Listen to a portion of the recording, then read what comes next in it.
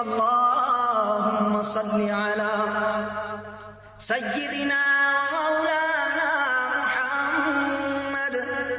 صاحب التاج والمعراج والبراق والعلم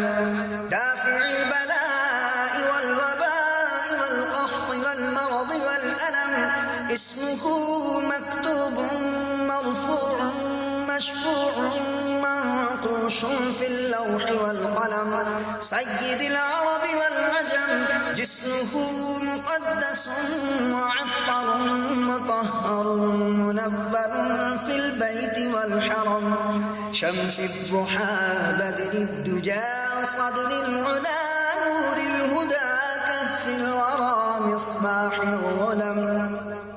جميل الشيم شفيع الأمم صاحب الجود والكرم والله عاصمه وجبريل خادمه والبراق مركبه والمعراج سفره وسدرة المنتهى مقامه وقاب قوسين مطلوبه والمطلوب مقصوده والمقصود موجوده سيد المرسلين خاتم النبيين شفيع المذنبين أنيس الغريبين رحمة للعالمين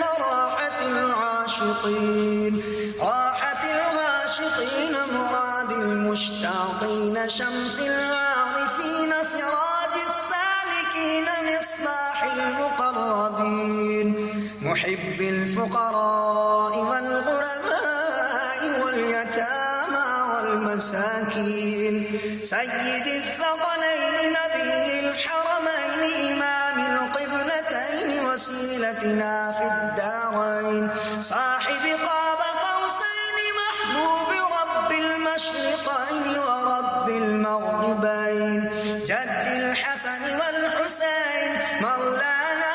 ومولى الثقلين أبي القاسم محمد